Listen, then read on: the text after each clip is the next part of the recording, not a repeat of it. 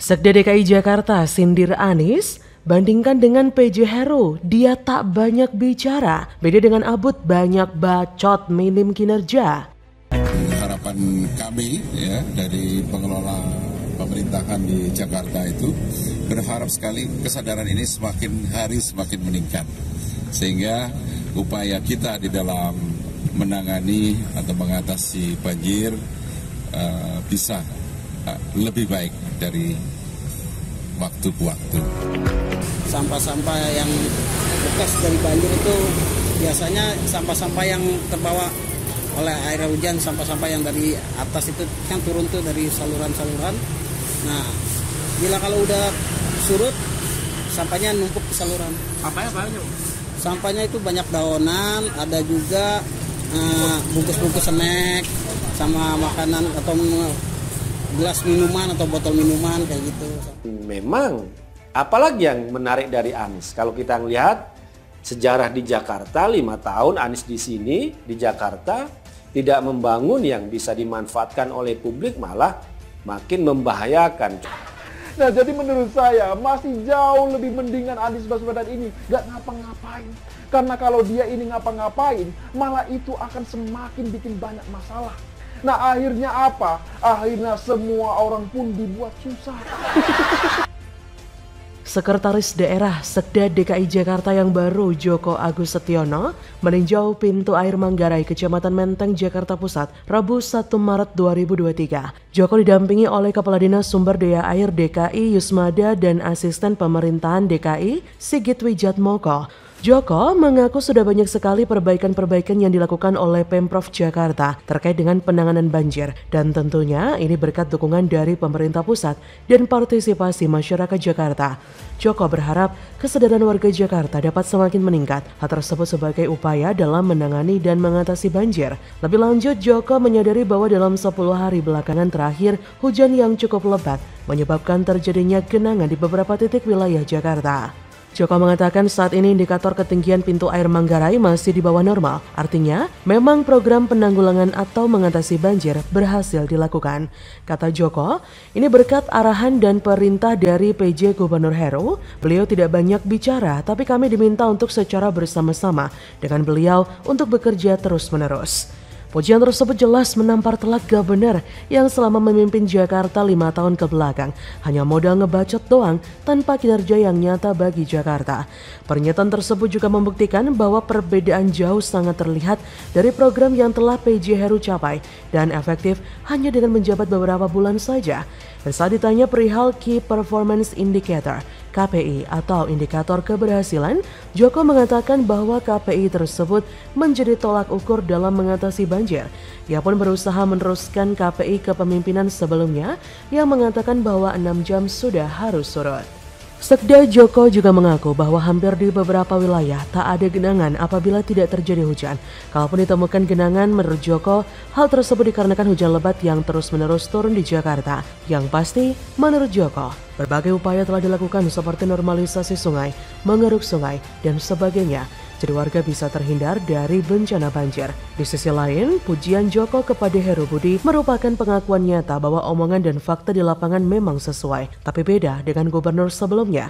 Banyak omong, klaim tidak sesuai dengan fakta di lapangan. Ketika menjabat sebagai gubernur sebelumnya mengklaim akan fokus untuk warga padahal masih banyak yang tidak dibantu olehnya. Saat ia datang banyak warga teriak kelaparan minta dievakuasi. Tapi ketika melihat videonya naik perahu karet dan melihat fakta omongannya itu nggak sinkron, Gubernur kok malah cuek dan melengos. Baru berhenti setelah anak buahnya ikut merespon. Hut benar? Dalam mimpinya anggota 212 sih. Jadi bukan hanya julukan gubernur terbego, tapi julukan gubernur pembual yang ngibul juga sangat cocok di sandangnya. Tapi jangan kaget karena masih ada serial kebohongannya yang nanti akan muncul ke depannya. Beda dengan PJ Heru, ketika musim penghujan tiba, dirinya langsung menginstruksikan anak buahnya agar mempercepat penanganan banjir di ibu kota akibat curah hujan tinggi dan meluapnya sejumlah sungai. Dan itu pun terbukti bahwa genangan cepat surut karena sigapnya PJ Heru melakukan penanganan banjir bersama para pasukan kuning oranye dan seluruh petugas yang ada. PJ Heru juga rutin mengecek perkembangan penanganan banjir, salah satunya terjadi di beberapa RT di Kampung Melayu dengan ketinggian di atas 1 meter. Keberhasilan menangani banjir di Jakarta tentu bukan hanya tentang PJ Heru saja. Partisipasi serta kesadaran masyarakat Jakarta untuk tidak membuang sampah di saluran air atau sungai juga ikut berdampak dalam keberhasilan tersebut. Sekda Joko berharap kesadaran masyarakat bisa terus ditingkatkan sehingga upaya mengatasi banjir Jakarta bisa menjadi lebih baik dari waktu ke waktu. Bagaimana menurut Anda?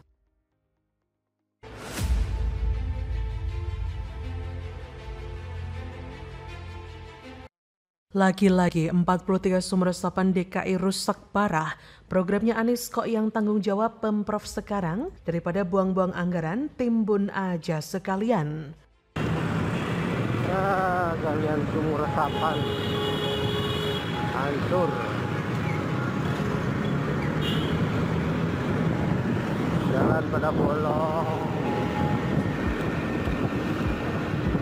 Di sumur resapan ini pada bolong-bolong jalannya. Dan celaka. Ini makin sini makin parah sumurnya. Bolong semua sumurnya. Tunjukkan kepada saya di mana sumur resapan yang berhasil.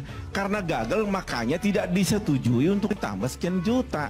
Karena dibangun di mana? Di halaman RT RW, di halaman puskesmas, di halaman kecamatan, kelurahan. Emang itu banjir? Sumur resapan itu perlu di daerah yang cekungan di bawah. Kemudian mau dibangun di daerah Jakarta Utara, itu kan daerahnya sudah jenuh airnya. Nggak bakal meresap ke bawah. Nah, ini bentuknya sumur resapan. Tapi kan paling penting terakhir adalah aspek standar teknisnya, bahwa standar teknisnya harus benar, tidak boleh merusak badan jalan, tidak boleh mengganggu keamanan keselamatan pengguna jalan, tidak merusak prasarana dan sarana yang ada, atau misalnya karena adanya pembuatan sumber resapan, struktur tanahnya jadi labil atau menjadi potensi tanah lunaknya semakin bertambah. Jadi bukan sekedar banyaknya, kalau sekedar mengejar target jumlah, tahu-tahu dengan pekerjaan yang tidak maksimal, artinya ya buang-buang anggaran, ya kan? Suku Dinas Sumber Daya Air Sudin SDA Jakarta Pusat mulai memperbaiki 43 sumber resapan yang rusak parah di kawasan Gambir dan Menteng. Kepala Suku Dinas atau Kasudin SDA DKI Jakarta Pusat, Mustajab mengatakan bahwa perbaikan ini baru dimulai pada tahun ini. Kata Mustajab, baru mulai 2023 karena tahun lalu masa pemeliharaan sudah pihak ketiga karena sudah diserahkan ke kami yang bangun itu dinas operasionalnya kita.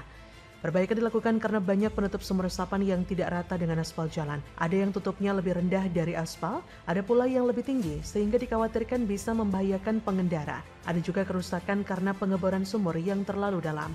Maka dari itu Dinas SDA Jakarta pun menargetkan 400 titik sumber resapan selesai diperbaiki tahun ini atau 30% dari total 1.524 sumber resapan di Jakarta Pusat yang dibangun SDA DKI Jakarta di masa Anies Baswedan. Mustajab memaparkan anggaran perbaikan untuk setiap unit sumber resapan adalah sekitar 3-5 juta rupiah. Jadi bisa dibayangkan ya, 43 sumber resapan dengan dana 3-5 juta rupiah. Berapa tuh? Warisan Anies yang satu ini memang sangatlah tidak berguna. Pendukungnya pasti akan tetap menjilat dan membela habis-habisan. Yang disalahkan pastilah PJ Heru yang katanya kerjanya nggak becus. Mereka pasti akan menyebut hal ini adalah konspirasi untuk menjegal, menjatuhkan nama baik Anies. Pasti sumber resapannya disabotase oleh alien dari planet antah berantah untuk menjegal Anies. Gila bukan narasinya? Dari tampilannya saja sudah nggak inspiring banget, bikin sakit mata. Mau sampai kapanpun sumber resapan ini nggak akan pernah bisa rata selamanya. Cepat atau lambat akan makin amblas atau tidak rata. Hasilnya uang rakyat akan habis. Bakal ada terus anggaran perawatannya. Perawatan yang sia-sia. Lebih gampang ditutup atau ditimbun saja sekalian. Gak benar harus tanggung jawab terkait hal ini. Karena bikin proyek yang tidak jelas hasilnya dan sudah makan korban. Jangan cuma maunya nongol saat peresmian dan penerimaan penghargaan doang. Sekarang Pemprov Jakarta era Heru harus mengeluarkan uang lagi untuk proyek yang tidak jelas ini. Kalau saya jadi PJ Heru, saya akan tinjau ulang sumber resapan yang tidak beres atau tidak berfungsi, lalu tutup saja atau timbun saja pakai aspal secara permanen. Anggap saja tidak ada sumber resapan. Di video ada yang memperlihatkan sumber resapan tidak berfungsi dengan baik, yang model begini dikuburkan saja ketimbang bikin sakit mata. Ini mirip dengan proyek pembuatan jalur sepeda, puluhan miliar terbuang, tapi yang menggunakan jalur sepeda ini bisa dihitung pakai jari, hanya untuk akomodir orang yang jumlahnya tidak seberapa, sampai harus gelontorkan puluhan miliar. Jadi intinya, kerjaan si Anies itu ada banyak versi, yaitu merusak yang sudah bagus, membuat proyek baru yang tidak ada manfaatnya, boros-borosin uang rakyat, bikin susah orang lain dan merepotkan penerusnya untuk membereskan.